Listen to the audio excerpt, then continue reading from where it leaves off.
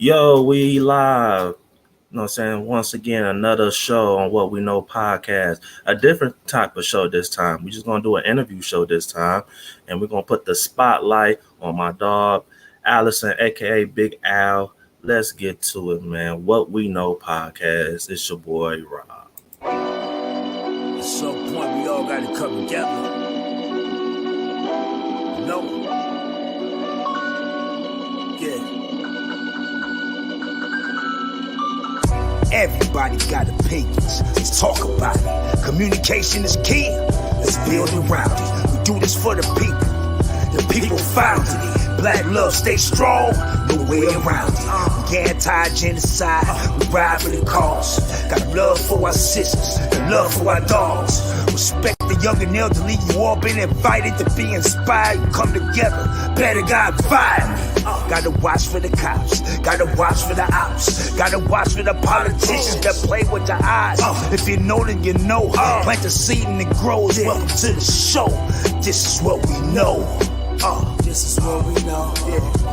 This is what we know. This is what we know. This is what we know. Yeah. This is what we know.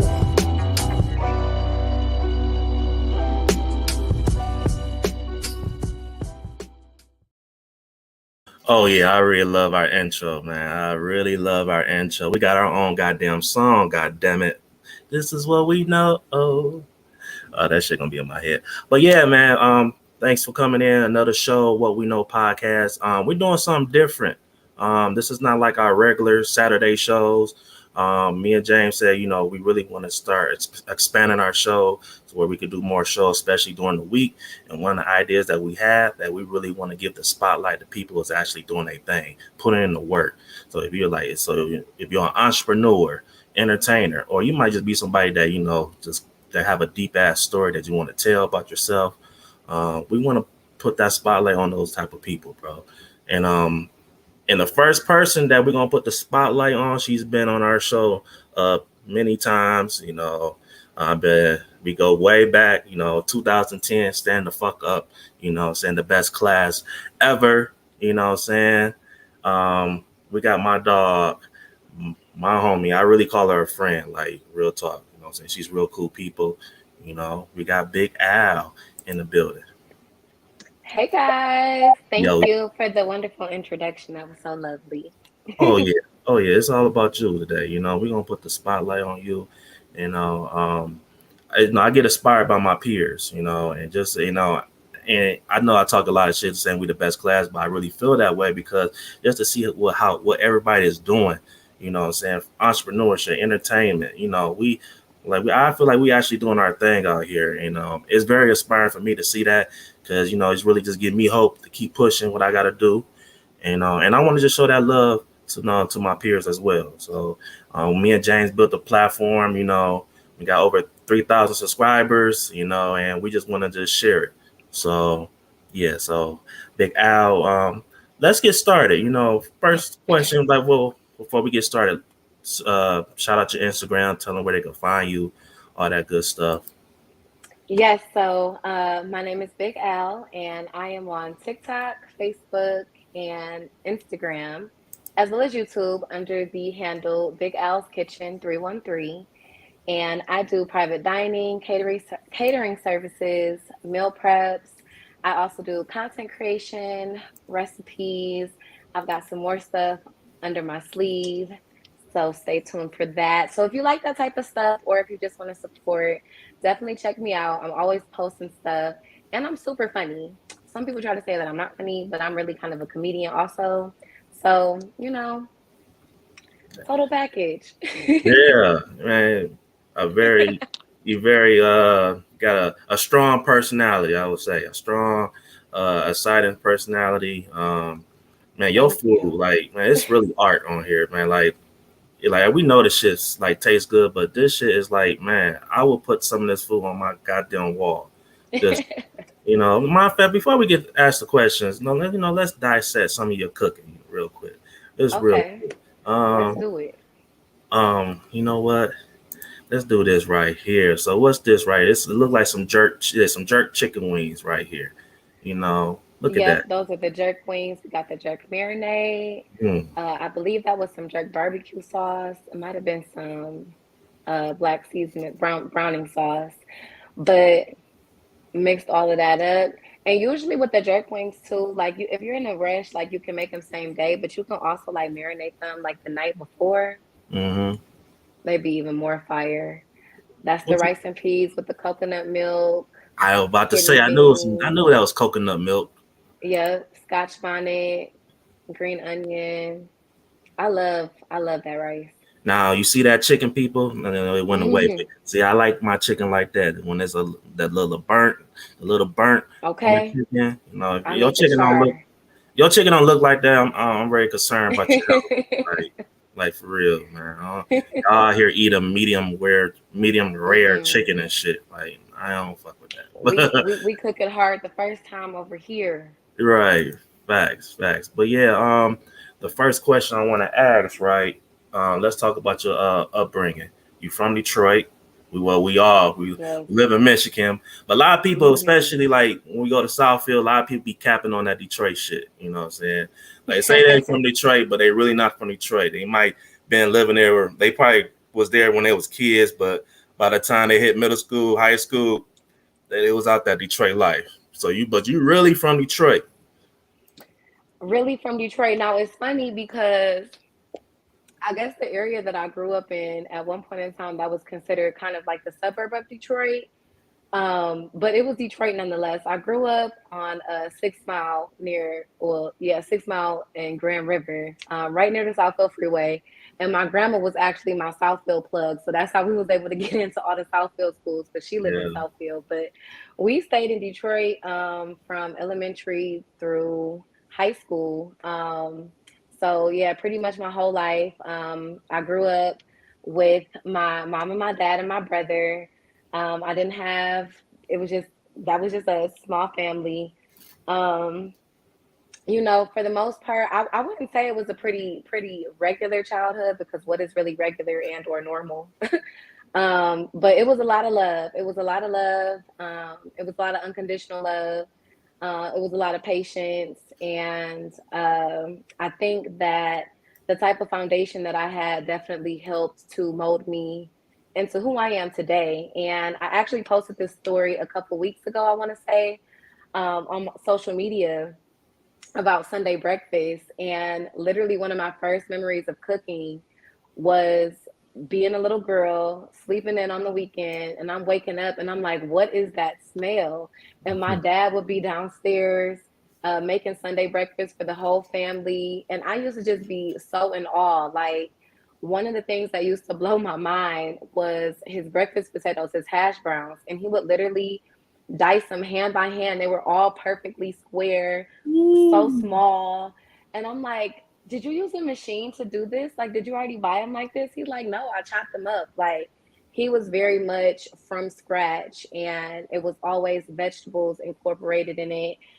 It was very light on the seasoning. It was more of the natural seasonings. And um, eventually, when I got a little bit older, I would start going downstairs. I would wake up before my dad did, not be in the kitchen trying to prep and get stuff started for him. I remember one time, I think I got up at like 6 o'clock in the morning and made the pancake batter. And he came downstairs. He like, Ellison, it's been sitting out for 3 hours. We can't use this, but thank you.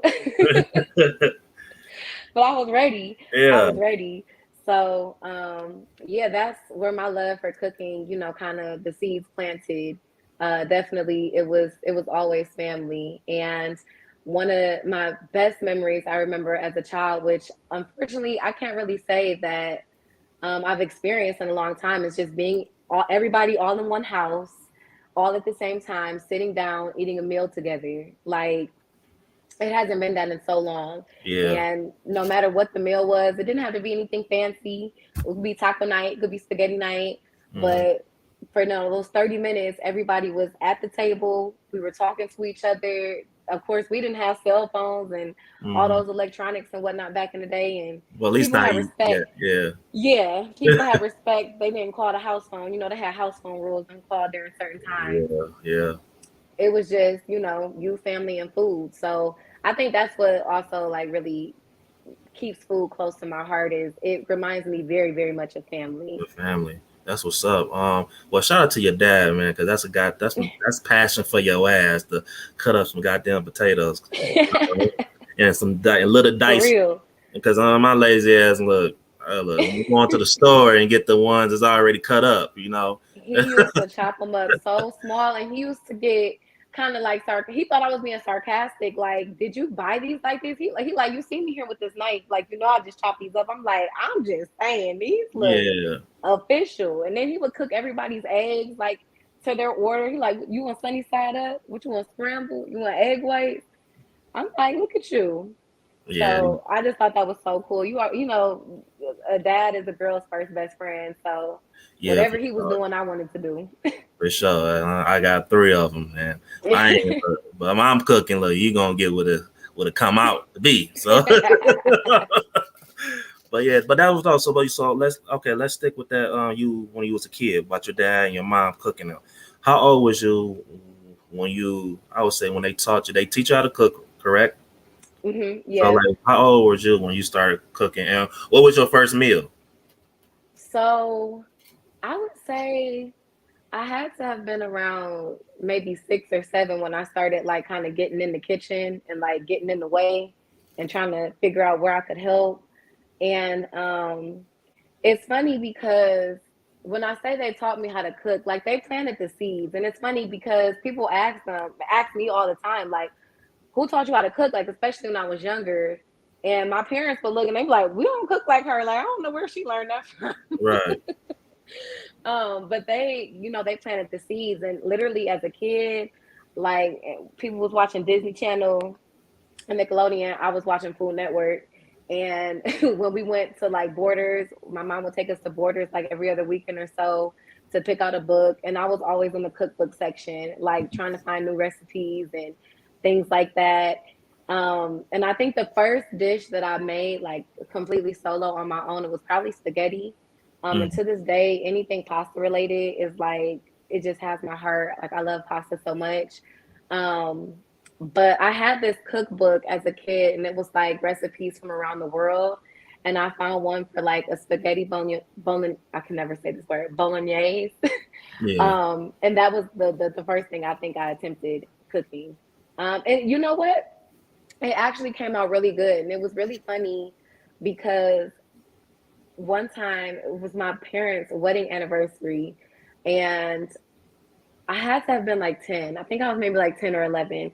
And I offered to cook them an anniversary dinner. And they were kind of right. They were like, okay, yeah, like, of course. And I remember like, I was literally like, at the restaurant, like appetizer, like bringing out course by course and cooking everything to order. And they were eating the food. Like they were clearing off the plate. And they were surprised. Like they were really, really surprised. Like even at that age, my mom was like, did you steam this broccoli? Like what is going on here? And, it's just something that's always been in me, I guess. My grandma, she cooked a lot. My dad cooked a lot. Yeah. It's just food has just always been just so amazing to me. Like I love food. It's funny, right? So you talked about Food Network. Yeah. I watched a lot of Food Network growing up as well, and like one thing I love about Food Network, I was just amazed the amount of flavor that you could put in your food, just being creative. You know what I'm saying? So like, okay, so my first dish was spaghetti as well, right? Mm-hmm. I fucked that all up. Let me just so I'm telling you, like Food Network inspired me just to put shit together, you know what I'm saying, to create my own type of flavor. So and my mom and my stepdad, and like they weren't mad, but it was like, okay, just next time, just let us know and we'll just guide you a little bit. So my ass, I couldn't find no spaghetti noodles, right? You know what I'm saying? So I, but we had a bunch of ramen noodles, Okay. So I just got like I waste a whole damn pack, just the big pack. It's not the biggest pack. I think it was like come like what 8, like 10 pack, like 6 or 8. Yeah. So I boiled them up, Shit, I think I overboiled them because you know that should be mushy as fuck. They only take like 3 minutes to cook. Yeah, I think I put about like 5, maybe 6. Mm-mm. And Mush. I put the noodles in before I even boil it. So Oh no. Okay. so All right. I got spaghetti sauce. You know, I ain't had no meat, so this is what I did. Right, got some little polar sausages. You know what I'm saying? Cut Okay. them up, put that motherfucker in the microwave. You had the right idea. I had the right idea, right? And then so I was like, damn, how can I blow they fucking mind, right? You know what? I'm gonna put some motherfucking open pit barbecue sauce in this bitch. Uh, Ooh, okay. yeah, I probably put a little bit more seasoning. Heavy on the garlic sauce. Shit was salty as fuck. And yeah, that shit ain't come out. That shit was nasty, right? You know, I fucked it up. You know, Yeah, I believe it. and I remember I called my mom, and my mom's like, "What you want for dinner?" And I was like, "Oh, you know, I cook for y'all. Y'all work so hard and shit like that." Came home, Oh. came home. I don't remember what it was they face reaction, but I just know, like, look, you know, he tried, but you know, we're gonna say E this for for lunch effort. tomorrow, and we're gonna eat some. We got some other options, you know, for tonight. But thank you. Okay, we're gonna order a pizza. Yeah, for sure. But what was your favorite show on Food Network? Because I used to love Bobby Flay a lot. Yeah, I love Bobby Flay. Chopped is probably my all-time favorite Food Network show. Like, and they got like 47,000 seasons, and I didn't watch basically all of them. Like, it's just the rush in that show, like the anxiety. Like, I can only imagine like being in that kitchen and like opening up this basket, like, what are those? Yeah, Like, yeah, and then just the clock, like I already know, like the clock probably goes so fast, like faster than we could imagine, like on this side of the camera. And I just think it's so amazing. I love how they incorporate episodes with chefs at all different levels, whether they be in the kitchen or home cooks, or even they have vegan chefs, they have gluten-free chefs, they have chefs of all ethnicity. I always love to see a program where I can find somebody on there that looks like me, or I can root for somebody that looks like me. And I can just understand like the passion. Like, to me personally, I'm scared to death to go on a show like that. Like, I don't yeah. think that I would ever do anything like that. Like, I think that is absolutely insane. But for those people that find the courage to get up and do something like this, and I can just only imagine what it feels like to win like something like that at the end. Like this is insane. Like, some of those ingredients are just, what in the world would I do with this? Like, Yeah. so I like that show. I like that show a lot. I kind of wonder when I watch like shows like that, especially like certain meals they cook, like Yeah. especially when they be time like on something crazy like 30 minutes. I'm like, man, hell no! Like niggas don't even cook 30 minutes. It don't even take them 30 minutes to cook at home. So how the hell they supposed to make you a damn entree in 30 minutes? Like that's why Look, I watch shows on Food Network like that. There's no way I could be a chef. I don't want nobody rushing me cooking. Like they be moving. they be But I moving. think with the chops, I think that they do let the contestants know what the ingredients are beforehand, but Oh, that's it. So okay. like you do have time to kind of, once the clock starts, be like, all right, I need boom, boom, boom, boom, boom. If you can properly plan. Some people still be stumped because I don't care if you give me a heads up or not. I don't know what I'm supposed to do with this. Like, Right. But yeah, let me read the comments real quick. Got my boy JT. You know, he in the chat. You know, what I'm saying right now. Um, and if you watching the show, y'all, hey, make sure you like the video, share it to a friend, to a friend, to a friend, and hey man, because look, we got Big Al in the building. You know, she about to put a lot of y'all young entrepreneurs coming up on some game, how you get started in the chef business. Hopefully, that's our goal, man. I really want to inspire the young people. You know what I'm saying? Also, we got my dog Black Man Unfiltered, and he just blessed us with a $5 super chat. Oh goddamn! My brother, he said, "Shout out to my brother Rob and my sister Big Al." Oh yeah, my thank brother. You know you. what, brother? Since you throw us some coins, you already know what time it is. You already know what time it is, brother. You know what I'm saying? Let me find it. Let me find it. Oh shit, where this shit at? Where this shit at? Where is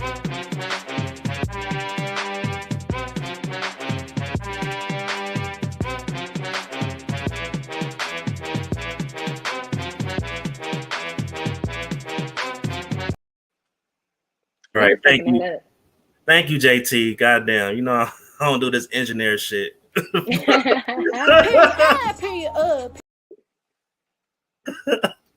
You know what? And it's right there in my face. God damn. All right. But anyway, shout out to Black Male Unfiltered. That's my family. Um, sure, you was on Black Male Unfiltered channel with you and Coach K the other day, man. That was a good show.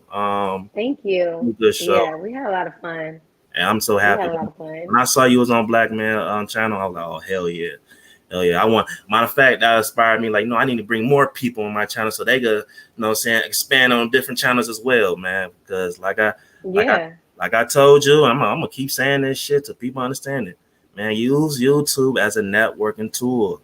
Man, I hear you. you Yeah, can meet so many good ass people that's willing to support, especially with black people. We scream for support. And honestly, I'm gonna keep it real with you. The most support I got is YouTube, not Instagram, not Facebook, YouTube. Just by just showing up on their channel, showing them love, and they show the love back. And and Black Male Filter, I appreciate you. You know what I'm saying? Hitting up my dog. You know what I'm saying? Give her an opportunity to expand her brand. So yeah, shout out to Black Male Filter. yes, big shout out. Also, all right. So we talked about who was who taught you how to cook. Your dad, your mom inspired you, was a big inspiration. You know what I'm saying? Just getting the cooking.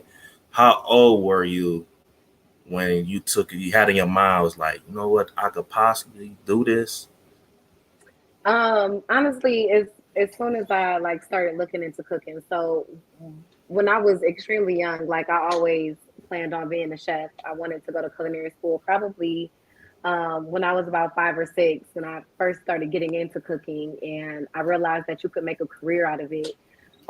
Just growing up in the black household, especially, you're always taught go to college, establish a career, get a good career that's going to be, guaranteed income, no question about it. So I didn't really have the support, and I didn't really have the confidence to, go to culinary school straight out of high school.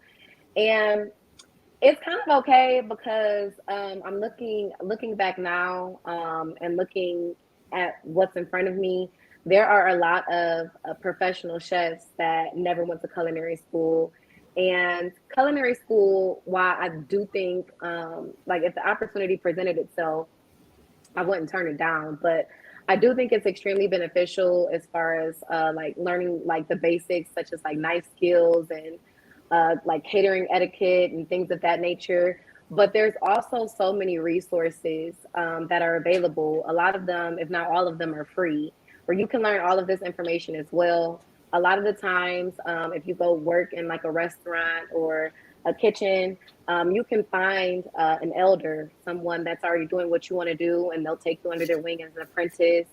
Um, so culinary school is extremely expensive, and there's no guarantee that when you leave culinary school, the things that you've learned there, you'll be able to apply as a chef. Like, it's like they give you the juice, but not the squeeze. Mm-hmm. And so I never went to culinary school. I went to Kentucky State to study actually criminal law when I got out of high school. And pretty quickly, I realized that I didn't want to do that. Um, and I realized when I was in college too, as well, that I didn't really know what I wanted to do, but subconsciously I did know what I wanted to do. I just wasn't doing it. So very shortly after I graduated and moved back home, which was around 20, I moved back home in 2015. Mm-hmm. Between like 2015 and 2020, I wasn't cooking in any way, shape, or form professionally, but I was cooking often, and I was still Yeah. learning things and enhancing flavors and learning ingredients. And I would cook for others. I would start hosting dinner parties or, get together on the holidays at my house. And people were always like, their reactions, like, you know, when you eat your own cooking, it's like, okay, yeah, this is good. But when other people eat it, they're like, girl, like this is what you, Yeah. and everybody used to be like, you like could sell plates, like you could be making some money off of this. And I just used to be like, I don't know, just because I worked in restaurants and I worked in fast food and the food industry. I'll be honest, it's extremely ghetto. It's extremely ghetto. It doesn't always pay well. Yeah. It's very time consuming and stressful, and you have to take a lot of shit. Like Yeah. it seems like, you know, that would just drain the fun out of it, and that's what I never wanted to do. Is you know, turn something that I love into a job and then end up resenting it and hating it. And while, you know, on my entrepreneurship journey, finding that balance has kind of been a struggle, but I'm think Yeah. I'm getting there now.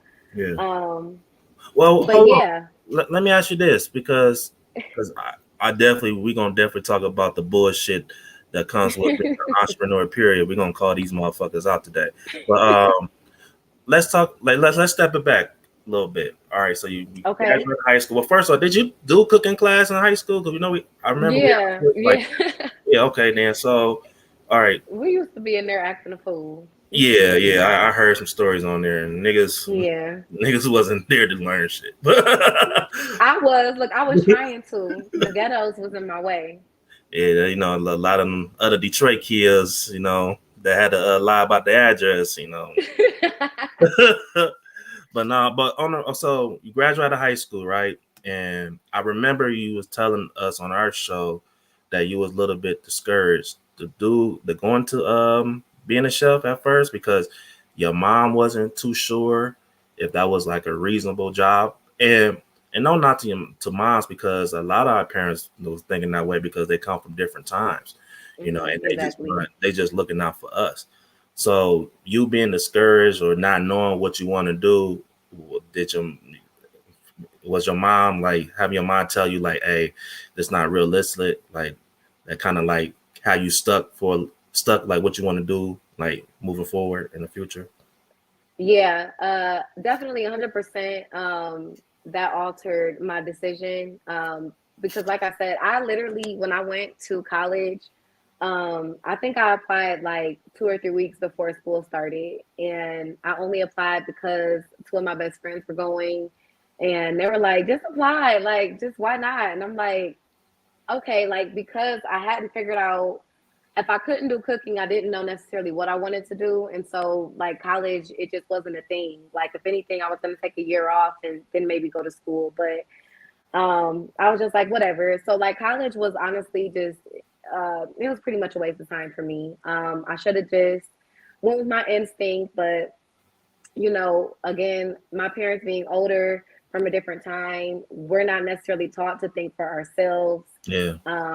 And those type of risks, those sink or swim situations, they usually want us to take the guaranteed swim path, not realizing that it's all just a setup. Like none of this is real. Like just do whatever you want to do that's going to make you happy.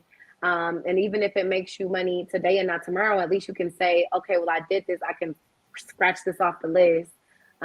It didn't work out long term because sitting here today, you know, and looking at some of these chefs that have been successful on social media, some of these chefs that are now on Food Network and things of that nature, they started off at home, you know, uploading content. And I would have been far better off Right, had right. I just went with my first instinct. But that's neither here or there. And I definitely still do believe that everything happens for a reason. I probably would have fumbled the bag back in the day. I had to get some of my youth out. And Yeah. you know, so I think this is the perfect time for me to be doing something like this, and I can really put a mature touch to it that I wouldn't have been able to have earlier on. So, you know, Yeah. bittersweet. Did you ever have like those conversations with your parents? Because I say this before, like when it comes to parents, mostly like the generation before us, like that could really fuck us up. It could fuck us up mentally, telling us like what's not realistic and what is realistic, Yeah. especially if it's not in our heart, especially where with our generation, a lot of shit was changing, and we was actually Mm-mm. seeing this shit like in real time. Like, man, people are making money that Mm-hmm. my parents shit they dream about doing. You know what I'm Mhm. saying? So did you ever have them conversation with them parents, with your parents, like, hey, I was kind of messed up mentally, making my decision Mhm. about, my career. Yeah. Yeah. My mom, I'd say more so. I have the conversations more so with my mom, than my dad. I feel like with my dad, I'm more so my dad and I are more so vent, and he listens. My mom and I, we more so kind of like have the back and forth. And my mom was the bigger influence. My dad, he just kind of wanted me to go to the next level, whatever the next level was going to be. My mom was more vocal, and influential in my decision making. And to this day, like we kind of have like um, a kind of a weird joke, I guess, if you will.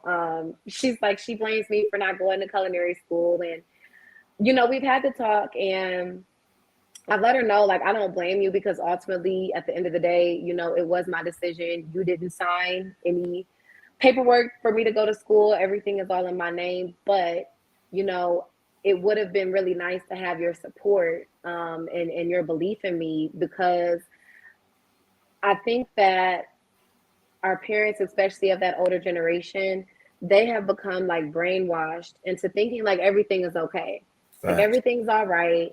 I've been at this job for X amount of years, and they're good to me. I can pay my bills. I can stay here. This is cool. Like, they're very humble as far as, be appreciative for what you have. But our generation, we're like, I am appreciative for what I have, but I want more. And I think that's the difference between the two generations. You were considered ungrateful for wanting more. And, even now, like, we'll be talking about certain things. Like, I was talking about upgrading my apartment, and finding somewhere bigger. And, well, this is enough for now. Well, this is, it's not, though. It's not No, like, that's not. And I think that, I don't have any kids of my own, but I definitely like to believe that when I do have my own kids, that I inspire them to create their own path. You very much still may sink or swim, but it's okay. Like, it's okay as long as you don't die at the end of it. Life keeps going. And, what's the point of spending your life necessarily, not necessarily unhappy, but just content, and not living out what it is that you want to do, but just being like, okay, well, this is cool. I'm doggy paddling, like I'm floating. I'm not swimming, but I'm floating, so it's cool. yeah, Like, if you have the option to potentially swim, why not, take that risk and take that extra step? Like, it's okay. It's like, it's okay. yeah. But I don't think our parents' generation, they didn't have that. They No, didn't have that. no, you didn't. So That's why, like, yeah. with my kids now, when they get older, I just want them to know that, look, you got a mom and dad that's willing to invest in your dreams. You know, Hmm. like my daughter, she want to do YouTube, so right now, I'm just trying to work on some things just to get her set up and everything. Try to, Right now, imagine saying that to our parents, like we'll trying to be, explain to them. if they had the same mindset like us, we'll be so far ahead. I believe, even though I feel like Yeah, shit, we all doing, we doing good. You know what I'm saying? yeah. Well, for our age now, but But we could be way better. We could be. yeah, regardless, but that could just that shit like that could help us just moving forward. Even if, Hmm. like your mom and dad supported you being a chef right after high school, and you say you don't want Hmm. to do this, the fact Hmm. the fact that you have parents that just are willing to hold you down and make you just believe that you could just shit, you could do anything, just put your mind to it. That shit can help you moving forward, because so when you start the next thing, you know, now you know what to Yeah, do. Now you know yeah, what. All right, I learned from this situation. All right, this is what I'm gonna do in my next exactly. situation. Yep. You know, um, this is for, and this kind of set up my next question. Like, how is your journey being an entrepreneur? Just being an entrepreneur, not a chef. Just being an entrepreneur, because I didn't start so many. I didn't have so many LLCs and shit. Some Hmm. didn't work out, but some of them, to this day is kind of benefiting me right now. Just the fact Yeah. that I added a skill in my life where, hey, if something happened to me at my job, I got a little, Right. I don't want to say a backup plan, but I'm going to get to the bread. You know what I'm Right. saying? Yeah. So I'm going to Yeah. get to the bread either way. So how is that journey, you know what I'm saying, being an entrepreneur? Because it could be a roller coaster. Yeah. It's very much a roller coaster. I definitely would like to say that it looks easier than what it actually is. Some days it's extremely difficult, and it's very easy to get burnt out. But it definitely does have its benefits because you're on your own platform, and you are your own boss, and so you have creative control, and you get to do whatever it is that you want to do, whether it's a service provided or content that's being produced. Everything is what you want to make it. It's your vision. So that's definitely a pro, especially it seems like in a world where we have so little control. It's nice to say that this is mine and nothing gets done with it that I don't want done with it. So, that's the sweet part, but definitely trying to create a consistent schedule so that you're not working 24/7. That's definitely something that I found when you don't have to punch in and punch out on somebody's clock. Sometimes you have the tendency to just clock in and never clock out. And that is what leads to burnout. I'll have times where I've got back to back catering orders and I'm pushing out content back to back. And then I have times where I don't post for 3 or 4 weeks and I've got videos sitting on my phone that I can't edit, and I'm broiling hot dogs in the oven for dinner. I don't even feel like cooking. Yeah. Um, I get highs and I get lows, but I understand at the root of everything that a consistent schedule is the answer to most, and not just creating the schedule. And that's why I say a consistent schedule, because you have to stick to it. You have to implement it. You have to, once the clock strikes 9, close the laptop, put the phone on the charger, close it, put it down. I don't care if you're not done. Like, wrap it up. Like, the time is up. And when it's time to go, when it's time to start working on it, whatever you're doing beforehand, cut it out, stop, let's go. This is the devoted time. We can't Right. go over, we can't be under. Yeah. We need to stick to this and get what we need to get done. And when things are operating on a consistent schedule, it's way, way, way easier. Um, Other than like the time management and trying not to get burnt out, just trying to get through all of the legalities of things. It's very difficult to be a licensed home cook. It's easy to be insured. It's easy to get an LLC. It's very difficult to be licensed. It's difficult to find a commercial kitchen space that you can rent out. A lot of these companies, they don't just rent out to anybody. So Mm.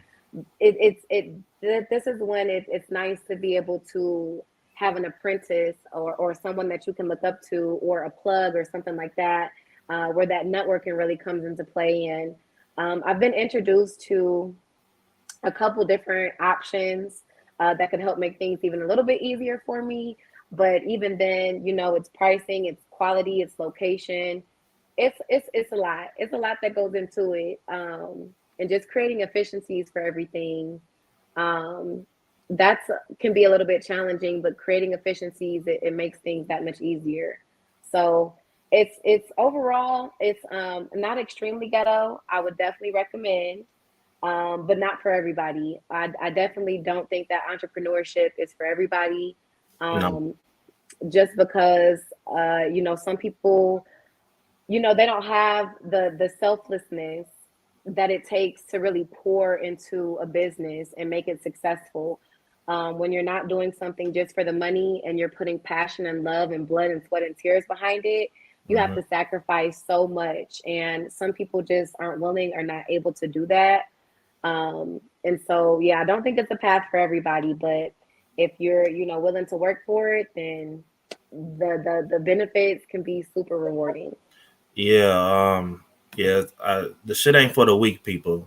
You know. I mean, you just gotta really just have it in you. I forgot what show I said this, but this is why I say a lot on my shows lately on Instagram, like practice. Like when a lot of shit that we doing, in life in general is practice. And, you know, we're trying to get to either the best professional that we could be, or just being the best person we could be. Um, you really have to, like you said, sacrifice. It might be sacrificing your time, shit. In most cases, your money. Sacrifice. It takes money to make money. Take money to make money. A lot of us, we still want to turn up. You might need to tell your friends like, hey, I can't fuck with y'all tonight.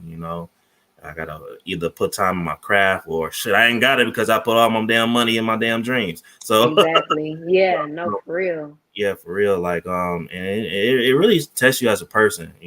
Yeah. It show you like But who it you are as a person. also lets you see, like, let you better determine, is this something that you really want? Mm-hmm. Because anybody can start a business, but that doesn't mean that it's going to have any longevity. It doesn't mean that it's going to be successful. In order to run a successful business, you really have to commit. And as much passion and love and proper planning as I try to do when it comes to my business, I still make mistakes. I still have bad days. I still have fuck ups. So, Mm-hmm. and when that happens, like I remember one time, this is when I first started. This is so embarrassing. But I first started, and one of my coworkers had hired me for an event. This was the biggest event I had booked at the time. And I wrote down the date of the event in my notebook. And in my head, I thought that the event was on a Saturday, but the event was on a Friday. And so when I tell you I got everything like by the book, everything written down, everything planned out, the action plan for the day of the event down by hour. Getting all my prep done. I'm going to the grocery stores, picking up food for the event.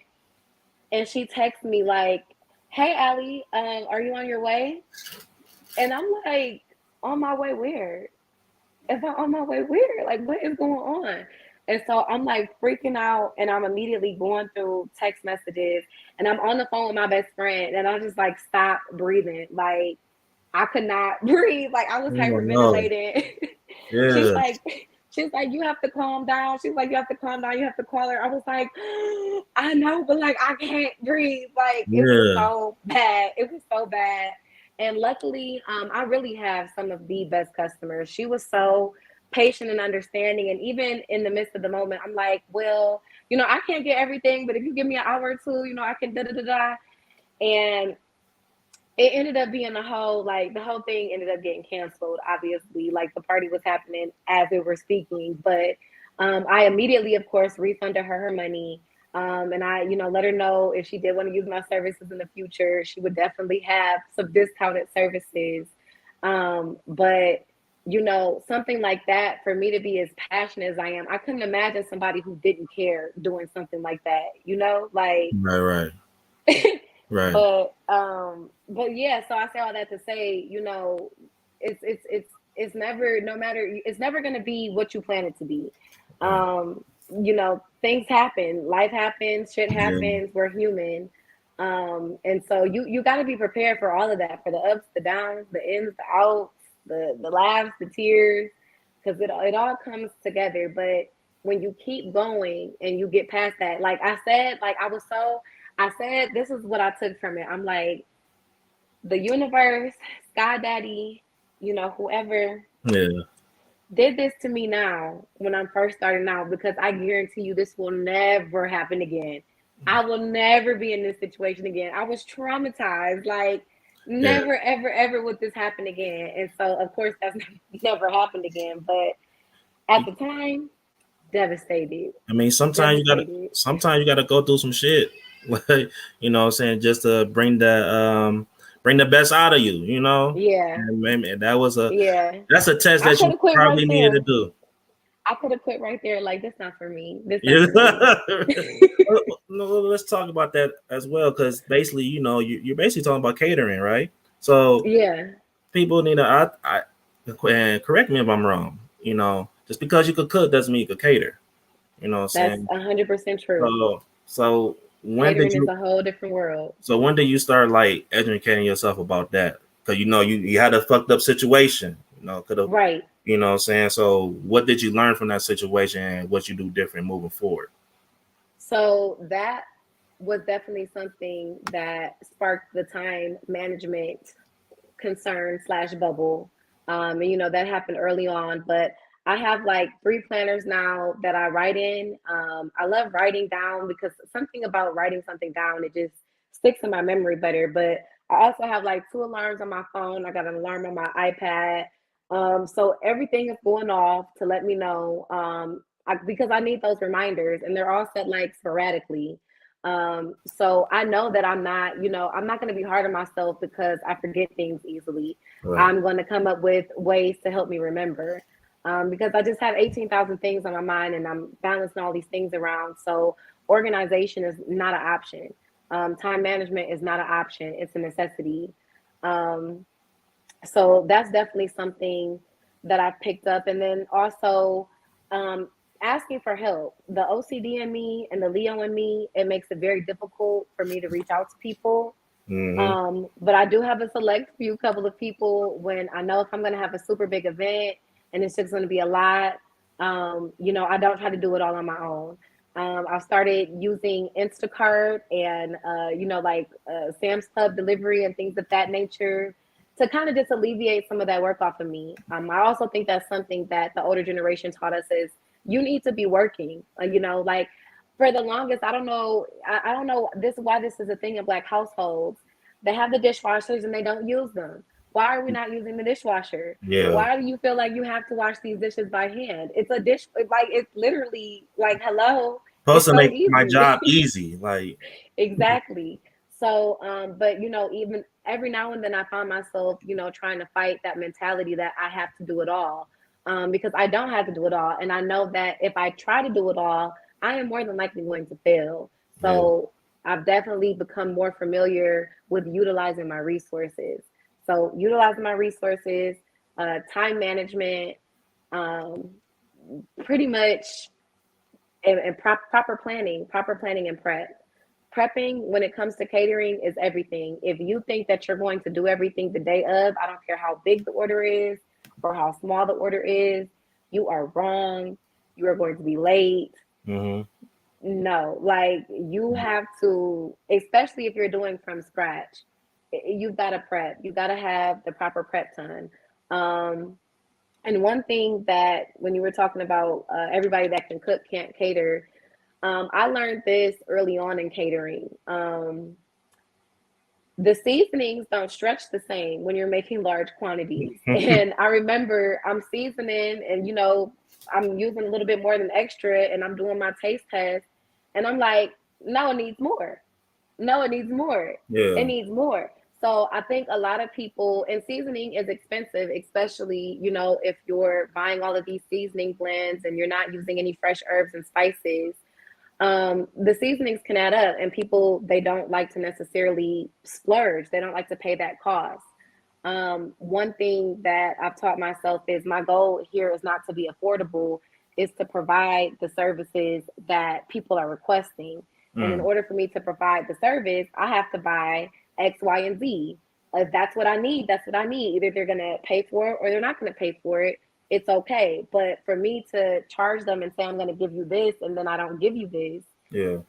then that's not cool. One thing that a lot of my customers pride me on, and what I pride myself on, is the flavor. Like that's literally like people. I've got messages, girl, I'm sitting here eating this cold. This is so good. Like I can't take the flavor away. Like Right. Right. Right. so, I find that a lot of people, just from my personal experiences, like going to events and now that I am a caterer, people come to me with all their catering concerns and experiences, and they're like, "Was this right? Was he supposed to do this? Would you have done this?" And I think that people don't have the proper equipment.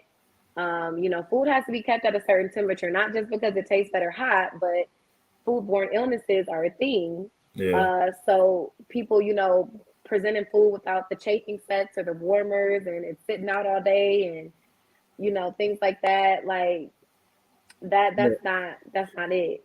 And also, you You gotta know. think about like when you doing these events, like like what's the most you ever cook for an event? I actually just did a wedding this past weekend that was 140 people. So that was my largest event to Man, date. that's a lot. But because people Yeah, understand that shit, like you gotta, it's so much shit you could probably gotta think about. Like, all right, I gotta think about their portion size. You know what I'm saying? For all exactly. these people, like, you know what I'm saying? You might have to spend a little bit extra so you can at least have, enough food. You know what I'm saying? Yeah. Even if this food is left over, you know what I'm saying? You just gotta This do is that the just in most case. Like, math that I've used outside of school in my life.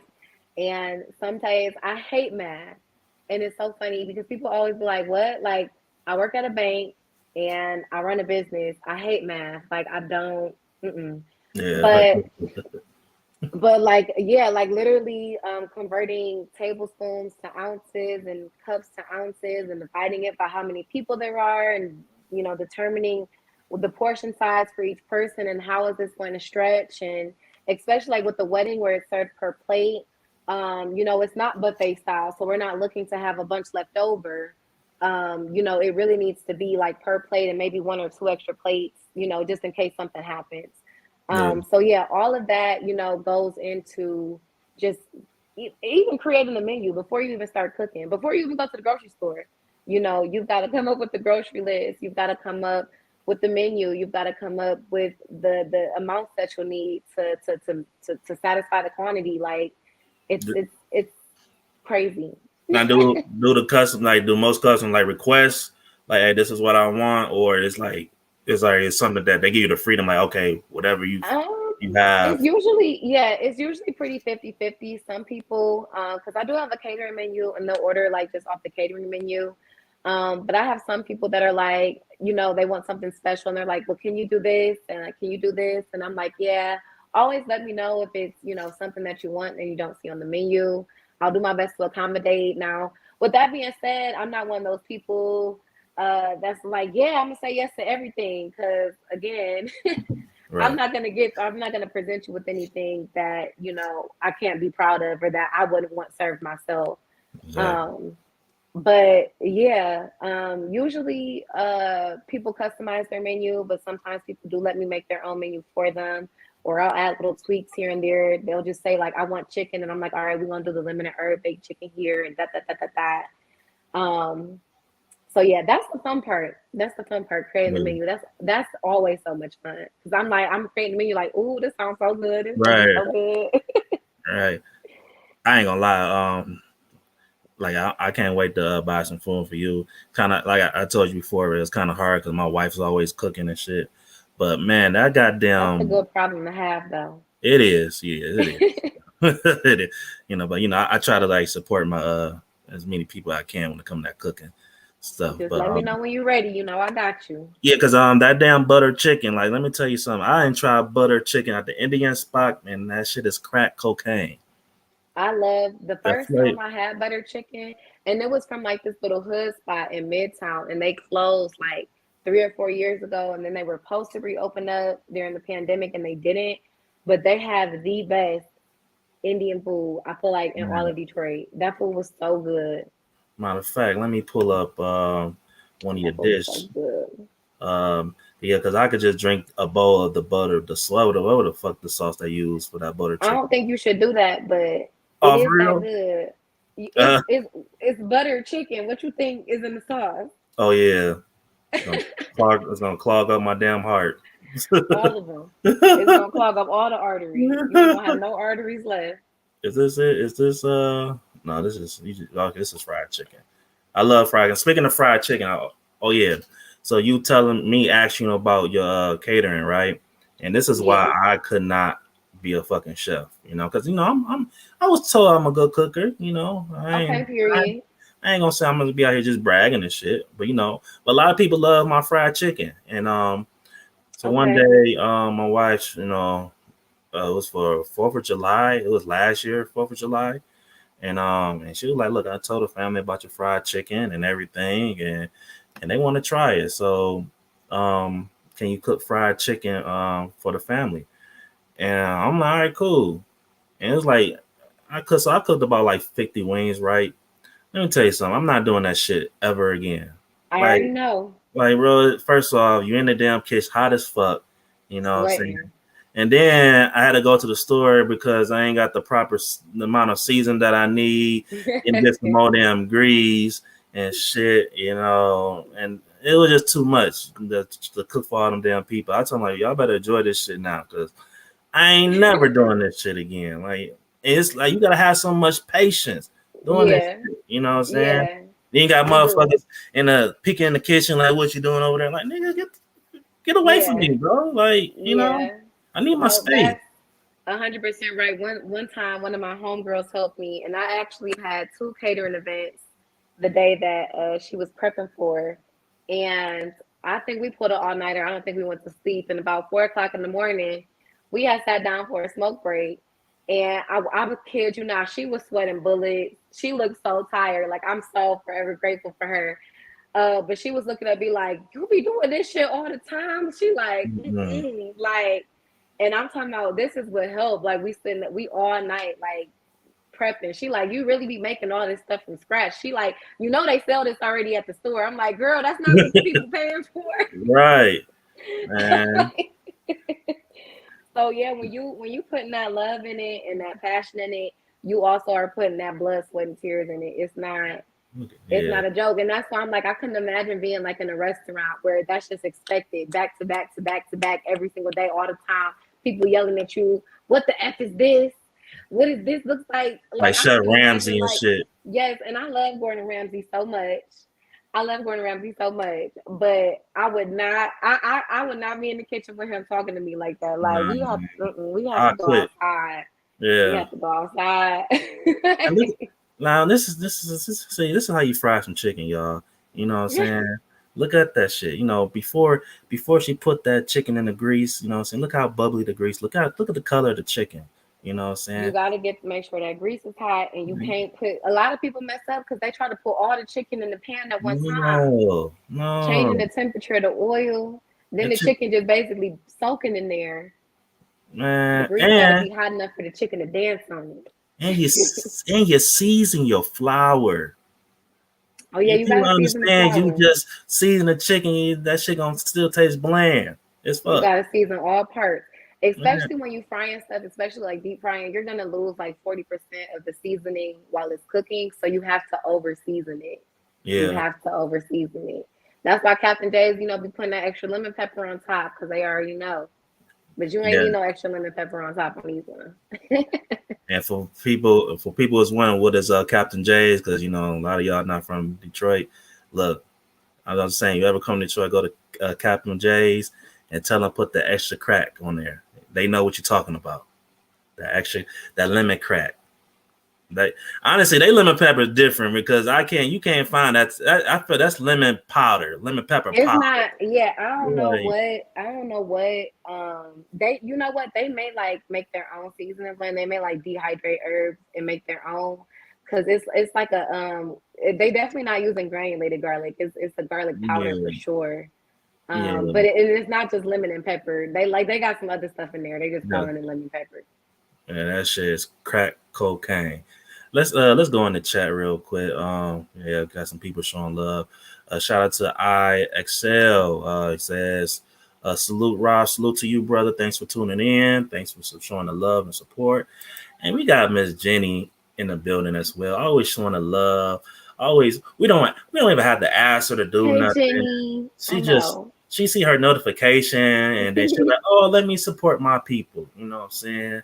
Help them build a channel. So Jenny, much love to you, dear. Thank you so much. And you know, we got a hater here, my co-host. Hold on. What he said. He said he said Rob can't cook worth a damn. Hey, hey, you know, Everybody be you coming gotta for everybody cooking hey, styles. you We're gonna have gotta to have a hey, cook if off. that's what you believe, brother, you know, hey. We're gonna have to have a I don't cook like off. cooking for people anyway, so shit. So I'm glad you think I don't cook. Think I can't Look, cook. don't ask me, Yeah, huh? for real, for real. You know what I'm saying? But no, that's he. I know you fucking around, but Thank you, yeah. thank you. But he said that looks so good. Yeah, I Uh, wish I had some chicken wings right about now. Jenny said crack kills. Well, the crack on Captain J chicken and shit, that's probably good for It you. might look. I'm about no. It might kill you. I might be a little high and salty. It might kill you, but it's worth it. Just drink some water with it. You be Yeah, some water.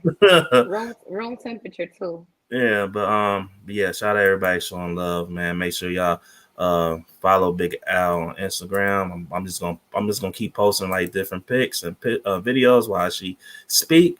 My next question. So we're talking about entrepreneurship. So what are some habits that you have to change to become a successful entrepreneur? Well, my business it sprouted during the pandemic. And during the pandemic, I very much became like I was already pretty much a homebody, but I let people get me out the house. And during the pandemic, I was like, no, I'm a homebody and I'm going to stay that way. So, luckily, I think that's also why it was such a good time for me to start my business because I didn't have all of those distractions. It wasn't parties to go to, people wasn't trying to force me out the house and pull up and just hang out and chill because gas is too expensive to just be driving around and stuff. Um, so luckily, the habits that I feel like kind of break were mostly internal. And it all ties back to that time management and not being afraid to ask for help and utilize my resources, things like that. One of the biggest things that I feel like has always been a habit for me is to be teachable because while I love learning new things, I want to be the one that does the research and gets the information myself. Right. Because I just think that most of the people, they don't do proper research and they spread false information. So I don't like to listen to other people, but that's not true. Some people are credible resources. You just have to, network within the right circle. And regardless, it doesn't hurt to double check and fact check and find out things on your own. But when you have the right people around you, that helps elevate. So I kind of had to break away from my homebodiness a little bit and my no new friends kind of attitude and, just be more mindful of the people that I had around me, make sure these people aren't just here for fun, but, we can pour into each other and be beneficial to each other. So yeah, that was pretty much it. Yeah, you gotta, one of the habits that I figure out I had to learn, and not just being being an entrepreneur, just in life in general, gotta discipline. Yeah. Discipline is key. You know what I'm saying? Just you have to push yourself. You know what I'm saying? You gotta tell yourself, I'm on some bullshit. You know what I'm And saying? nobody is coming to save you. Mm-mm. You have to pick yourself up and keep going and do the work and do the work right. Yeah. Don't half-ass it just to say, all right, there is done. You got to do the work right. Yeah, you do, and continue to educate yourself. Don't feel like that you know too much. You might when you get some problem with some people, they get a buzz, they get too high, and Yeah. they feel like there's no way they could come down. One of the shout out to Mark Cuban. He was on Earn Your Leisure one time, and he talked about how he constantly educating himself about what's going on in the world. Either it come to crypto, stocks, what I'm saying, investing, real estate, NFTs. And this guy's a billionaire. You know what I'm saying? He don't have to do shit. He trying to stay a You know what I'm billionaire. saying? And the fact that he still feel like he has something to reach, you know what I'm saying? There's still something to prove. Like people like us and or everybody else, we shouldn't have no excuses, Because if you content, then what are you living for? Like if you done, if you don't have anywhere else to elevate towards, Yeah. then what are you doing here? And It's it goes, always something to learn. yeah, and it goes back what you said earlier about our parents saying, just being okay with enough. You know what I'm saying? Sometimes being okay with Ain't enough, enough. man, that shit could be one of the biggest downfalls, especially when it comes to our community. You know what I'm saying? Especially when you're somebody that feels something so passionately and you really have something that you've invested time and energy into and this is something that you want to do, like to deprive yourself of something that is so important to you, that can be really, really traumatizing and painful and depressing. That can lead to a whole, list of problems. So, don't do that to yourself. Yeah. Don't do that to yourself. Yeah. Yeah. So well, we're gonna do a few more questions and wrap it up. I got some like really one serious question, and we're gonna have some fun with this a little bit. But one of my questions, let's get to this fuckery. What is the bullshit that you hate about being an entrepreneur?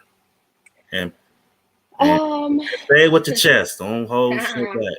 I'm gonna put you on the big screen. I don't know if I would necessarily say hate, and I don't know if it's necessarily, well, I guess it is tied to entrepreneurship, but I don't like doing customer service. And people are so surprised to hear that because they're like, "Oh, you're so bubbly and you can hold conversations and it seems like you just love talking to people." And while I do, it's not I love talking to everybody, you know. Mm-hmm. Um it's and I've worked in customer service for so long, and I think it's kind of just drilled my patience down for it a little bit. I've now gotten a little bit more. Ooh, I told my AirPods been tripping all day. I've now now gotten a little bit more patient and understanding with things from an outside looking in perspective. But sometimes you just have those customers that they reach out to you at any time during the day. Mm-hmm. Um, they ask you questions that have already been answered. They don't read.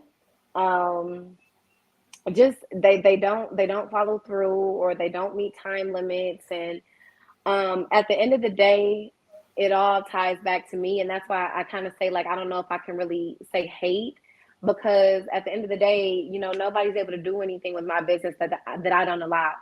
So obviously, that makes me feel like I need to go back to the drawing board and figure out how I can create a space for less error, for people.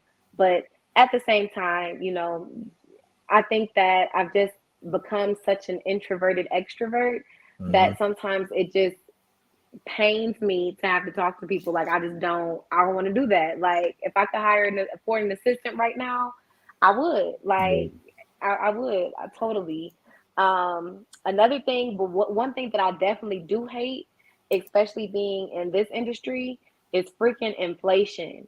Hmm. When I tell you those grocery prices, Oh man. they killed me. It got to the point where I didn't even want to take orders because I'm like, oh my gosh, they're gonna look at this invoice and think that I'm crazy. But I'm like, I still have to buy the groceries, buy the supplies, and I still have to profit. Like, I swear, I'm being as fair as I can. Like, this stuff is crazy, and it wasn't, just edible groceries. It's aluminum foil and aluminum pans, and everything is Yeah. just so You freaking expensive. need a damn loan just to fucking get food. Yeah, and Straight. I'm Yeah. like, oh my gosh, like, that was crazy, just knowing that, things can and will continue to fluctuate like that. It's hard to um be able to come up with like a price list, which I do customize pricing for all of my orders now, kind of because of that. And I put like in my disclaimer, you like, the price is based on your event, but there's no way to keep up with it, and it's hard to plan things and budget things when inflation just comes, and specifically with your industry, just bop bop bop bop bop. Yeah. Because I'm like, this is crazy. I'm like, this Yeah. is so crazy. Um, and washing dishes. Uh, whoo, Somebody got to invent a paper pot. We could just okay, throw that motherfucker. something, because baby, in an aluminum knife, I just, whoo, I clean as I go. That was something that my grandma taught me. I never end with a filthy kitchen, but the cleaning as you go, the process, my sink is so small. I'm soaking wet. It's Yeah. dishes everywhere. My hands are like prunes. And then, like the last four dishes that you end up serving out of once you get done with everything, them sitting on the stove. Like, I still gotta wash these. The pots, they too big for my sink. I'm sitting up here trying to fit them in here, and I'm just like, oh my goodness. Like, if I didn't have to wash another dish in my life, I would be okay. I Yeah. would be okay. This is probably why my wife don't really care for, like, even though I could cook pretty good, She don't really care for me cooking because I don't clean after myself. Like Oh no, you can't go in they the be, kitchen. You I be gotta stay like, out the look, kitchen. you can't have it both ways. Look, you want the food, look, the dish and shit, look. No, Like, both ways. No, you got stay out the kitchen. she be like, Stay out. how the fuck You are you probably be cooking leaving in all the this? cabinets open, leaving Oh all the yeah, she condiments like and seasoning. yeah, she be like, it look like a goddamn scary movie with these damn cabinets open. Like what the fuck? You ought to be ashamed of yourself. Yeah, man, I would look. left all them cabinets open too, so you can walk into them and hit yourself in the head. And she got to tell me, hey, you got the tail of the pot. You can't be facing you. You could like burn, like, Yeah, you gonna knock that thing. That thing gonna flip over. Ooh, you like, dangerous in the kitchen. you're like, why is so crowded in the goddamn kitchen? How are you able to cook? Like, Yeah, you got to clean as you go. You got to wipe them counters down. You got to get some dishes out the way. Like if you don't, it's a mess. Yeah, and then like I wish that I could show y'all my sink. Like this mm, sink is like a mini sink. Like I can't even fit a basin in there. And I got one of those. Have you ever seen those dish racks? Like I usually see them on Amazon where like you can build it over the sink and it's yeah, like yeah, yeah. I got one of those. Like it's just, Michigan and these apartments, they do it so bold. They do it so bold, and the cost of living is so high, and they give us so little. So I'm just working with what I got. Like I literally had to turn my living room into like a second kitchen, and I got most of my stuff set up in there with all my racks and stuff. Mm-hmm. So I'm faking it until I make it. But yeah, if I didn't have to wash another dish for my life, I would be okay. I would be Yeah. okay. Yeah, I'm a pick it back on that shit about the customer service. I feel like you was very nice what you said, but being real at the same time. But I'm gonna fucking say a lot of y'all suck at customers. I don't fucking like a lot of y'all fucking suck at customers. Y'all got fucking bad attitudes for no fucking reason. All the like I am not the person that believe the customer knows best. Yeah, Fuck, yeah, no, no. you don't. If you knew best, you wouldn't come to me to give you some damn service. So what the fuck? Like, Now yeah, that I 100% agree with. I had one lady, I only had one customer in my whole, since I've been operating, that really, I just kind of had to step back and I'm like, is this real? yeah, Like, is she for real? Is she not for real? And I just couldn't understand. Like, she was so angry and none of it made any sense. And I really felt like she was trying to scam me, like trying to find her way into a finesse. And I replied to her original message. I gave her a response. She wanted to go back and forth and argue with me, and I'm like, and my prize was like, I'm not about to argue with you. you want to argue? But yeah, like, Mm, and other than that though, I luckily, I don't have any crazy like see it all the way through customers. Usually, like the wild customers, once I give them the price, they're gone. So yeah, yeah, you that, know, yeah. Speaking of price, let's talk about these discount ass niggas, right? Um, I whew, don't like this. This is my thing, right? And it's funny. A lot of the discount ass niggas come from family and friends. yeah, I just want to say this. I'm gonna have you say your input on it. But look, y'all discount ass niggas. Let me tell you something. Entrepreneurs like Al, what I'm saying, other entrepreneurs, they can't afford that shit. That this because mm-mm. you have to. I don't understand. And do you realize the money that you're giving us is to invest in our business?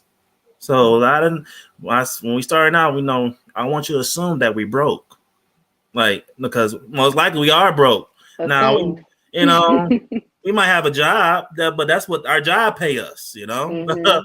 But as an entrepreneur, we're broke as fuck, Mhm. and you discount ass niggas, and anybody is watching this, and Allison, you're a nice girl, so I don't see you saying this, but anybody watching this, anybody come to you with a discount, you know what you tell them?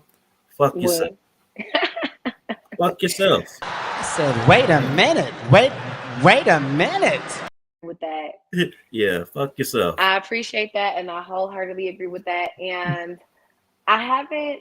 I don't think that I've had anybody come to me and ask for a discount. I definitely had some people that kind of have implied that like they knew they would be getting a discount, but everybody gets their price.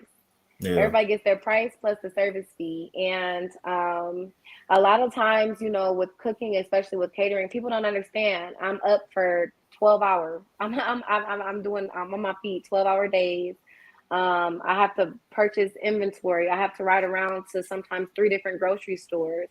I have to hire an assistant. Sometimes I have to hire 2 assistants. So, you may have a $1,500 catering order, but you're also serving 75 people. And of Mm. that $1,500, the service fee may only be $300 or $400. So how much of that am I really making, especially if I have to then, pay my employees? And it's like, and that's why a lot of, if you look it up, because I've done like so much research on culinary careers and chefs, they hate it, and they don't, it's Mm. not an industry where you get paid for. And No. especially when you're buying higher quality ingredients, people don't realize how expensive that is when you're not buying the 99-cent seasonings that's probably cut with wood chips, or who knows what Yeah. they're putting in there. And you're not buying the pasteurized cheese product, and you're not using vegetable oil, and you're using avocado oil. People don't realize the differences in price. Like most of the majority, like 80%, of your order is groceries, gas, delivery, and inventory. Yeah. Buying, boxes and pans and chafing sets and racks. Like the little chafing racks, like the little sets that usually come like 3 racks to a thing. Those Yeah. are like $50 a pop. Like, Yeah. That's like this stuff is expensive. so. What's your price range? It's Like it's for a really good meal, like, I okay. like an individual meal. Okay? Let's start with that individual meal, and then what's your price range when it comes to like events? So say like I do like a salmon dinner sometimes, and it usually comes with salmon on a bed of rice with spinach, mac and cheese, and I do like a garlic butter Hawaiian roll. Something like that will probably be between 23 and 25. Okay. Um, the hibachi rice, if you do like just the veggie, that's 12. With chicken, I think it's 18, and then it like goes up for whatever you add.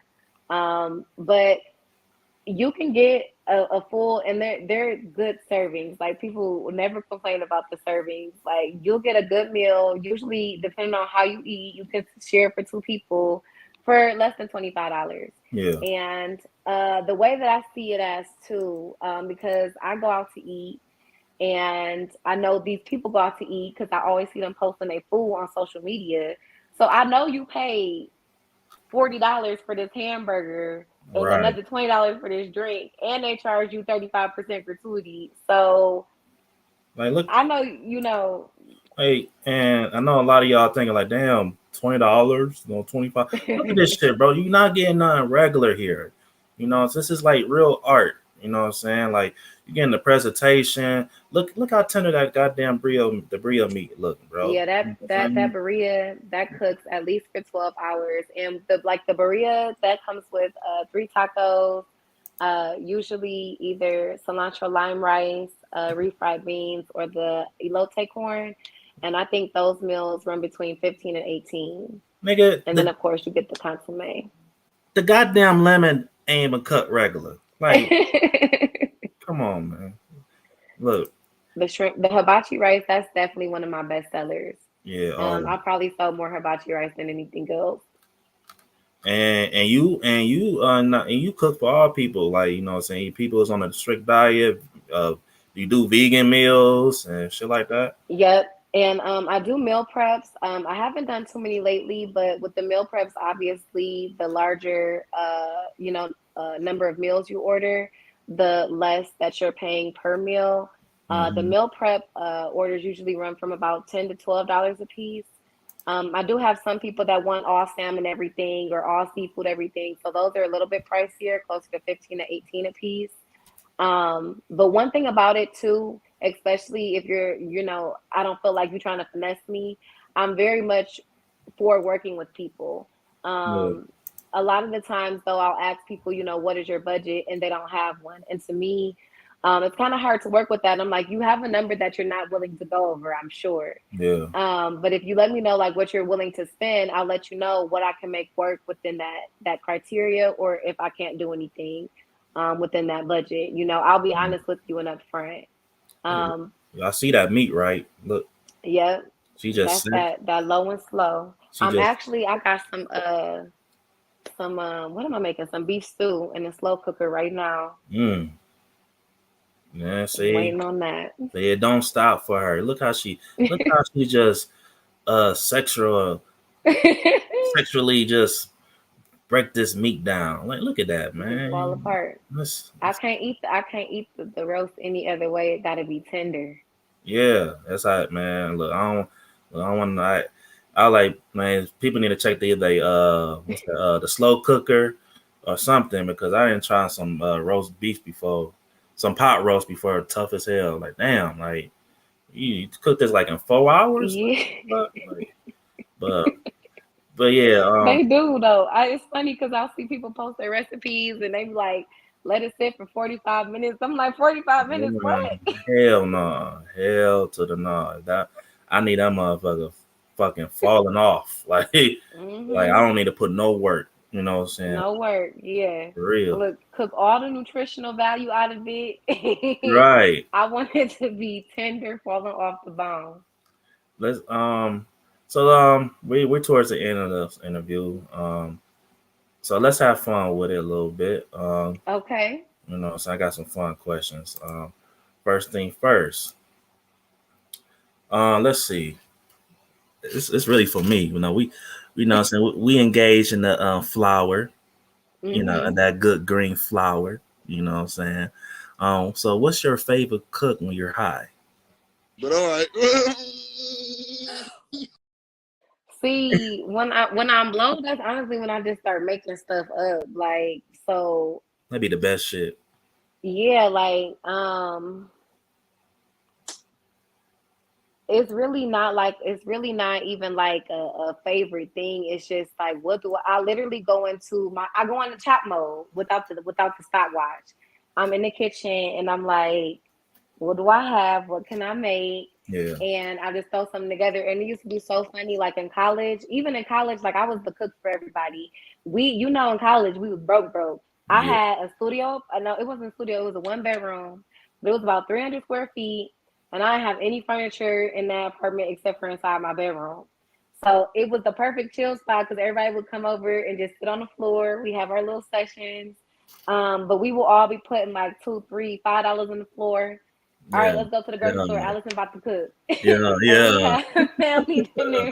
Ah, yeah. And so we would usually like Alfredo, that was the top one. Mm, Spaghetti, that's always gonna hit. Nachos for sure. Um, yeah, because it's quick. yeah, stuff like that. But I'm trying to think, probably Use Doritos or regular nacho chips. no, I use tortilla chips. Okay. I prefer actually anytime I'm doing my Mexican cooking, I Yeah. usually go out to like Pontiac or Southwest. I go to the actual Mexican grocery store because a lot of people don't know like the tortillas in the store, they always are on the shelves, like they don't have to be refrigerated. But if you've ever purchased tortillas from the Mexican grocery store, they'll have on them refrigerate after opening. That's because the ones at the Mexican grocery store, They actually cook. they're organic. They're just Yeah. real tortillas. It's just the corn tortilla. Yeah. But in the Yeah. grocery store, they've got all those preservatives in them. So I don't even like them because I really like the authentic Mexican taste. Like one thing about it, I definitely like to explore other cultures' cuisines.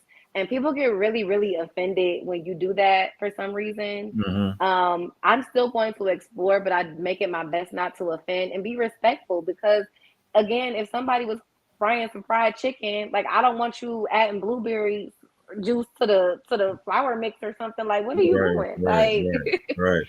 Right. so I try to always get ingredients from the source or as close to the source as I can, and be as respectful as possible to people's cultures. But just know, like, I'm gonna make these spicy Asian garlic noodles and I'm gonna Yeah, post it. So yeah. it is what it is. And then what about the like fresh tortilla chips? It's not Hmm. as much, not it's not as much salt. I mean, shit, ain't no Yeah, salt really. And I like the little thin. It's a nice thin chip. yeah. And So they made right here. They made right here. hmm They didn't have to be shipped anywhere. They didn't have to go into the truck or taken across state lines. No preservatives. They were made here. Like yeah, yesterday, somebody, big arm auntie, was chopping up tortillas and frying them. Yes, like, and then yeah, when you put them in the oven, they get the little grease to get hot back on them, and they just be yeah, so light and crunchy. Yeah, no, you can't. You Doritos can't do that. Doritos can't do yeah. that. Now I ain't gonna lie. I saw you and Coach K. Giving out game about healthy tips. I'm gonna tell I'm one of them niggas that love them Cool Ranch Doritos on my nachos and shit. But I'm working And on if you season the nachos properly, adding them type of chips to it should make it too salty. So I'm gonna it. need you to do better with the meat Yeah, and less with them chips. That don't even Cool Ranch. man, them damn I could see calories. if you said spicy nacho. You talking about Cool Ranch? That's Hell not yeah, necessary. That's not necessary for my man. Look, nachos. it's just Hang it up. the flavor is different, but you're right, it ain't good. It ain't Hang it good for up. you. You know what I'm saying? That's why it's important to drink water, people. You drink that water, it flush you right Drink, out. yeah, for sure. You gotta drink your water, But yeah, but you're right but though. you don't need them Doritos. You could eat what you want, but it's levels to it. You could eat You healthy. gotta create a balance. Yeah, you can create a balance. So next question. What is okay? I say what's your favorite food to cook when you're high? All right, what is your favorite? What was your part of your popular dish? My most popular dish, Yeah. um, my roast beef is between the roast beef and the hibachi rice. Mm-hmm. The roast beef dinner that usually comes with green beans, mac and cheese, and sweet potato cornbread. Yeah. Which the sweet potato cornbread, that's my signature cornbread. Um, I get people that don't like sweet potatoes to love that cornbread. I get people that don't like cornbread to love that cornbread. Mm. Mm. That cornbread, it look, I can stand by it. It don't miss. But that roast beef, I remember one time, just out of curiosity, I was testing myself. I was like, I'm a promote a same day menu for the roast beef, and I ended up selling out of it like with no advertising. I felt like Beyonce.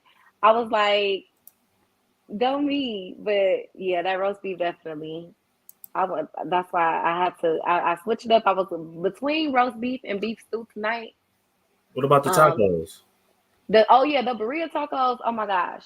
So I have so much fun with the burrito tacos. When I first started out making them, I was just so intrigued by how much flavor they had and how Yeah. delicious they were. Those sell out every single time. I don't have people cuss me out about the burrito tacos, of course, because they didn't pre-order and they waited to the last minute. But those, yeah, those are definitely. I don't know. It's between the tacos. You know what? The tacos probably have sold more than the roast beef. It's probably tacos, roast beef, and then hibachi rice. I think that's the order. Because a lot of people don't know how to cook burrito tacos. It got to the point now that shit got really overrated because a lot of people don't know how to cook that shit low key.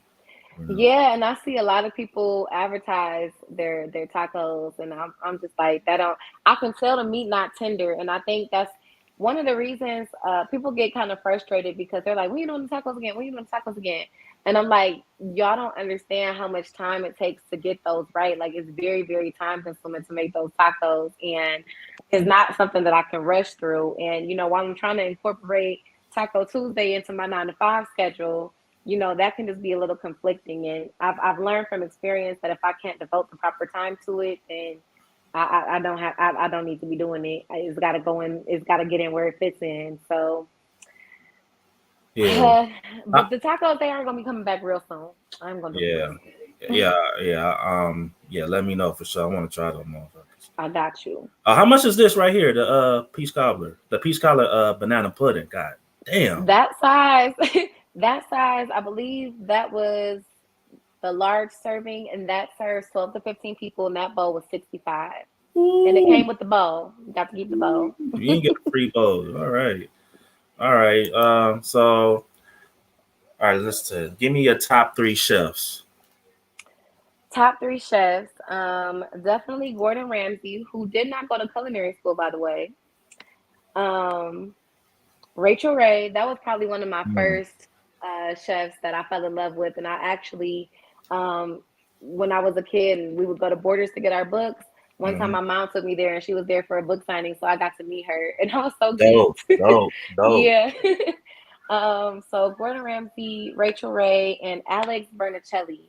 I love her so much because she keeps it so 100 and cutthroat. She do not Mhm. play and she be getting down. I love her attitude. Like, if I would be scared of her in the kitchen, but outside the kitchen, I'd be like, girl, you did Yeah. that. My three favorite is I like Bobby Flay. Hmm. Um, Bobby is up there too. yeah, he is, man. He seemed like a cool ass dude. The Um, Bobby Filet, you be watching that? I haven't watched in a while, but I used to watch a lot of it when I was a kid. He be breaking them people's hearts. For real? Yes, because even when, like, I remember one time, I'll never forget this episode. It was like this little Asian lady. She went on the show, and he's like, "All right, what's the dish?" Like, she won the first round. And he's like, "What's the dish you want me to make?"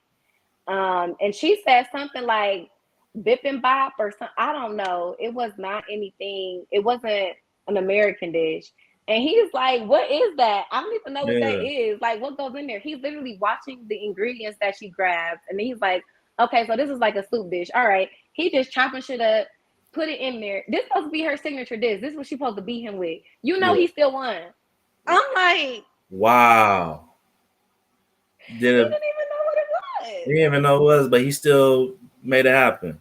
God damn, that's a bad boy, boy. I'm He gonna don't tell you. be playing. And them tacos, he's Oh cold yeah, with the Mexican food. People underestimate him with the Mexican food. He don't be playing yeah, around with them tacos. yeah, He's definitely a force to be reckoned with. yeah. I'm scared of Bobby. Yeah, Mm-mm. I like Bobby, Jordan Ramsey. I just think he's funny as hell. Uh, who else? Oh, what's the dude name? You talking Blonde about Chef hair. Boyardee. You talking about Guy Ferrari? You got the Diners, the show called Yeah. Dine and Diners. Diners, Drives, and Dad. Yeah, yeah, Diners, Diners, you know, I can't. The 3Ds. the Hmm. 3D. Yeah, whatever. I fuck with him. You know what I'm saying? I fuck with him. So he seems Yeah. cool. But all right, I got two more questions. You know, we're gonna wrap this thing up. My next question. God damn Oh, it. I forgot about Anthony Bourdain. No, that was my dog. Okay. Anthony Bourdain, Hey, AP. yeah, yeah. So let's see. Next question. So, what advice will you give 18-year-old Allison? Um, advice that I would give 18-year-old Allison. Be more kind to yourself Mm, and be more realistic with your goals and listen more to your intuition. That's it. yeah.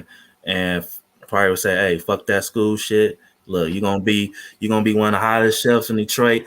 It's me from the future telling you this Look, now. You know. subconsciously, I had said fuck that school shit. Okay, I was down there bullshitting, Right. wasting money. Okay. Right. Period. All right, and my last, I forgot what it Oh, was. But what's your favorite ghetto meal? my favorite ghetto meal. Okay, before you I say got a so, couple. before you say it, then I'm gonna give you mine to help you out. I love I'm my about to say favorite because I thing. got a couple. I got my go-to, ramen noodles. You know what I'm saying, but not just black folks. We got to spice it up. Mm-hmm. So I like my ramen noodles. I put a little cheese. You know what I'm saying. I might add some chicken. You know what I'm saying. Mm-hmm. A nigga got to be healthy, so you got to add some red onions, maybe some spinach. You Some know, spinach, yeah. and shit. Call it a day. You might be hungry again per hour because that shit don't Yeah. stick to you. But Mm-mm. But it's a little snack hold you over. Yeah, yeah, definitely the hood ramen. Um, One of my all-time favorites is a bologna sandwich. That reminds me of childhood, and it's crazy because I really don't eat pork yeah, anymore. I refrain from pork a lot. Like I don't usually buy it. If I'm buying a bologna sandwich, I'm probably going through something. Like if I'm buying a pack of bologna, I'm probably going through something. But it's something about a bologna sandwich just reminds me of childhood. So that what's some hood ramen bologna sandwich. Oh, I will take a hot dog and put it in the air fryer very quickly and smash and put some onions on.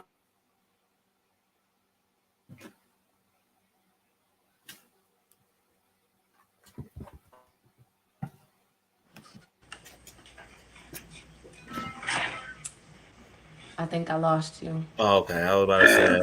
I don't. Ooh, it's in slow motion. Can you hear me? Yeah, I can hear you. I just can't see it. It sounds like you chopping screw right now. Yeah. I sound like I'm chopping screw. You sound like Darth Vader. Yeah. All right. How I sound now?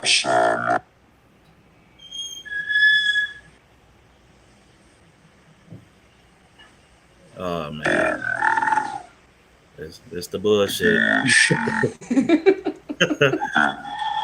I don't know. Hold on. Hold on 1 second. Okay, hello. Yeah. You still sound like Darth Vader. God damn. Oh, JT, where you at? It's in slow motion. Oh man. All right. This is all right, hold on. Let me put you back out. Hold on. I'm gonna say something. Tell me how it sounds when I put you up for a minute. Hey, how do I sound, y'all? Do I sound like Darth Vader? Let me let me remove. But yeah, man, this is the fuckery when it comes to doing your own podcast. All right, let's go. Ah man, it's feel like it's oh man. Hold on, y'all. How do I sound? Anybody can tell me how I sound. But yeah, you know what? Hopefully I don't sound crazy. But yeah, man, we gonna wrap it up anyway. Oh, hold on. Let's see. Hello? Okay, hello. All right, good. God damn. I mean, I might have to tell JT to edit that shit out. But I'm like, oh man, we were doing so good. But you know what? All right, so okay. What was your ghetto meal? We had the hood ramen, the bologna sandwich, and Okay. I will take the hot dog and put it in the air fryer or in the broiler very quickly with some onion. I need the raw onion, and some pickles. I do spicy pickles with some ketchup and mustard. Bang. Bang. It's a little bit. It's a bugetto because I do put it on the brioche bun, but it's still a hot dog nonetheless. And then, like, if I'm going out, actually, you know what? I don't even know if my stomach can take these anymore because it's been a very long time. But when I used to be outside, my hood meal used to be some chili cheese fries off the Swiss and American with raw onions on top. Stop playing. Let me tell y'all something. I know a lot of y'all not from Detroit. Stop playing. You come to Detroit, your first stop, I'm gonna tell you this: go to a Coney. Now, I wouldn't don't go to any kind of Coney. Yeah. Make sure you bring your friend because you want the best Coney. You need to go to the hood and get what she just told you. And if you're a fat nigga like me, you gonna add some bacon on it. I knew you was going. I knew somebody was out there thinking that it was missing some bacon. I knew. Yeah, I know. Yeah, and because a lot of times, shit, we go to Coney, we high, so our mind just moving around talking about that. This might taste good, but this, Absolutely. And so my Coney Island of choice is the L George's, the one that don't have the drive-through. Oh. So definitely you got to bring a friend because first of all, the parking lot is scary and the inside is scary too. But when you drunk, it's cool because like you just walk in there, they gonna be yelling at you. Just order your food. Know what you want when you get up there. Yeah, for sure. Yeah, know what the fuck you want. Cause look, one thing about Coney's in the hood, nigga, this need to be quick. All right. All right, move, sir. Move. Yeah. I'll come back to you. Yeah. Call up there. All right. So you could just be a quick And look, no, in and don't out. call. They're not gonna put. They don't call. They're not gonna start making your food until you get there. Yeah. Yeah. Yeah. She's right. But yeah, don't. There's not no area where you could just sit at and chill. And no, get in, get the fuck And get out. your food, get out. Yeah. Yes. Yeah. I'm like, I always am like, this Coney Island is so dangerous. There's one way in, one way out parking lot. There's one way in, one way out Yeah. building. Like, But then this but the it same. be packed. This the same Coney was on the news. Niggas got shot in here. Why am I here? Well, let me get the chili cheese fries, please. Yeah. Hurry up now, ma'am. I got to go. So like, oh, you 5 minute wait. You know what? I just come back tomorrow. 5 minutes too long. But yeah, Big Al, thank you for coming through. We've been trying to put this together for a while. Whenever you need something to promote, anything, my me and James' platform is open to you. Also, I want to talk to you about an interesting topic. I was thinking about. I need you on a panel. I'm trying to create a panel with young men and women, and yeah, I'll talk to you about it. But tell everybody where they can find you at. How they could book you. You know what I'm saying? Yes, again, my name is Big Al, and I'm on Instagram, Facebook, TikTok, and YouTube under the handle Big Al's Kitchen 313, all one word. You can DM me, you can email Big Al's Kitchen 313 at gmail.com. And I do also have a book now button on my Facebook page where you can request an appointment or reserve time for an inquiry. So yeah, that's where you can find me. And again, I offer catering services. I do private dining, meal preps, all of those things. I'm going to actually be looking into doing pop-up shops in the area soon. Mm, So mm, yeah, I may be somewhere close to you. And I also travel. So if you ever have any questions, don't hesitate to ask. for I don't sure. bite. For sure. You ever thought about doing a cookbook? Is that in the Yep. future? Yep, I'm hoping to be able to premiere a lot of the bulk of what I have under my sleeve during the new year, but I'm working on getting a website built, and there'll be e-recipes for purchase available on there. And I also want to work on a cookbook. I'm not sure if it's going to be an e-cookbook or like a hardcover that you can just purchase. But I've got lots of stuff that I'm working on, seasoning blends, seafood sauces. So I'm going to be transitioning more so from the catering services to kind of more back office. So if you are interested in catering, get it in while you can. I don't know when I'm going to be stopping, but it's not something that I'm going to be doing forever.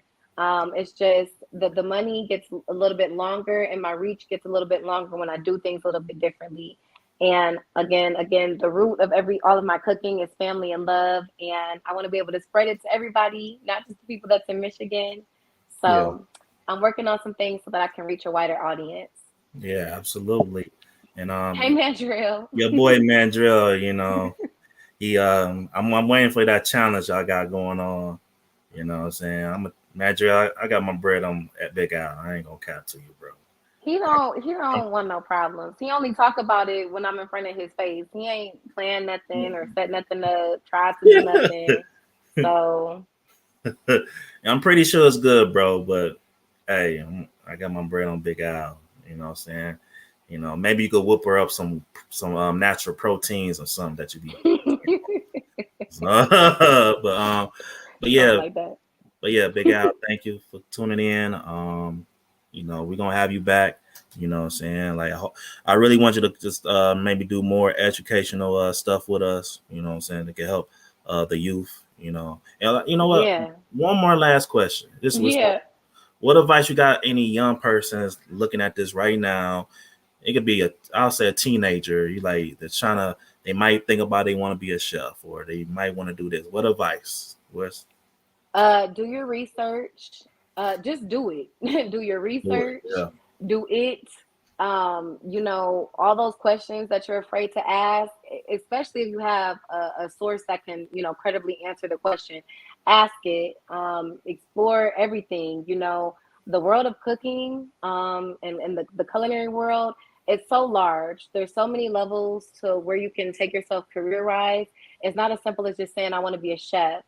So if it is something that you're passionate about, be passionate about it and let that passion lead you to your success, because it's really, once you get started, it's natural. You just go. You just go. Yeah. Same here. I would tell any young person, just get started. All the hard times, hey, this is why it's a good thing while you're young. You could get that shit out Yes. the way. So Yes. all the mental shit that comes with it, the depression, the frustration, get that shit out the way now. Just understand this is practice. All Yeah. right. So, and you need to practice in real time. And you can literally do whatever you work for. Like, I'm not gonna say you can do anything you want to. You can do whatever you work for. You may not be the best at it. You may not be famous for it, but you can do it. So Absolutely. get it done. All right. Big Al Kitchen 313. You know what I'm saying? Thank you for having me. Oh, no problem. Thank you. Keep winning in life. Hey, we're going to see you again. Yes, very soon. All right, Big Al. Yeah, man, that was a great interview. Let's shout out to the chat real quick. You know what I'm saying? I got Mandrell in the building. Shout out to my boy. He was on 10 last night on my show, and he was on 10 on World Class show last night. Man, he was a firecracker last night. But so shout out to Miss Nidra. That's JT Boo. Thank you for tuning in. Shout out to Jenny. Jenny, you know what I'm saying? Appreciate you always showing love and doing what you're doing. We don't take that shit for granted. And yeah, man, thank you for everybody that tune in. You can catch us on What We Know every Saturday at 9:30. I'm not sure what type of show we're gonna do next weekend, which I'm trying to figure out because JT won't be here next weekend, so I'm trying to figure that out. I'm gonna figure that out in the next few days. Last night's show was amazing. It's over 3,000 views already. So man, shout out to everybody that tuned in last night. And yeah, man, everybody, I just want everybody to know, man, love life, enjoy life, keep winning in life, and whatever you're doing in life, just keep going. Do not give up, keep going. All right. And yeah, and that's it, man. What We Know podcast. Follow us at What We Know _podcast on Instagram. You can follow me on Instagram. Thankful_Robert.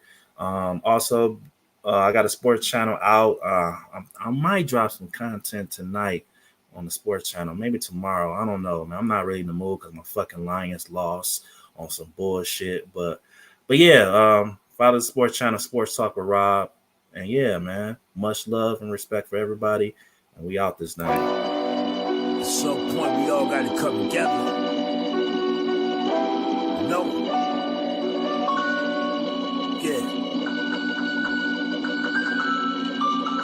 Everybody got opinions. Let's talk about it. Communication is key. Let's build around it. We do this for the people. The people founded it. Black love, stay strong. No way around it. We anti-genocide. We ride for the cause. Got love for our sisters and love for our dogs. Respect the young and elderly. You all been invited to be inspired. Come together. Better God vibe.